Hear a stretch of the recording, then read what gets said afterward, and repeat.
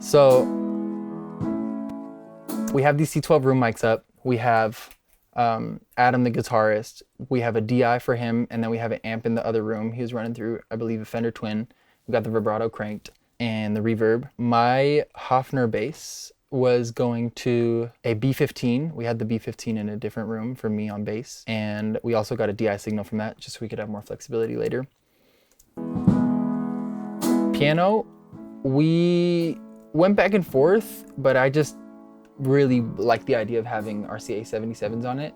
And I think we ended up going for a stereo pair, which again, maybe isn't exactly true to the era of, you know, the recording that I wanted to go for, but it ended up sounding fantastic. And we had them about, say 4 feet off of the strings.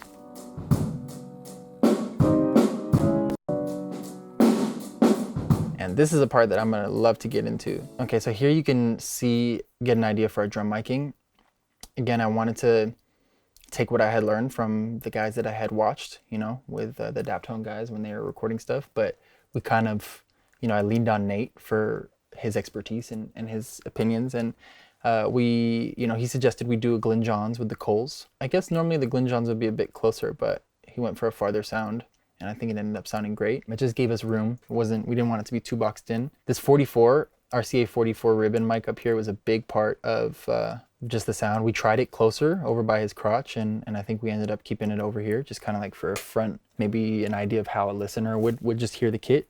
We have AKG D12 on the kick, and we have an old Unidyne SM57 predecessor over here. So pretty simple drum miking, but just like effective, you know? We had choices between a couple different snares, and we ended up going for something a bit more open. I think like the way I described the snare that I wanted to sound was just like a shotgun, just like real, like, you know, a lot of those old soul records, the snare just kind of like pushes through. So Riley did a great job of tuning the drums for the sound.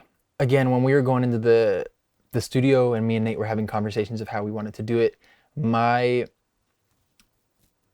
I thought would be a great idea would be, if we're using all these old vintage mics and having great players, like we should be running it through really crazy chains, you know, like having, you know, ribbon into tube and all of this stuff, and really like maximizing the sauce, especially because we weren't using a tape machine, we were tracking digitally.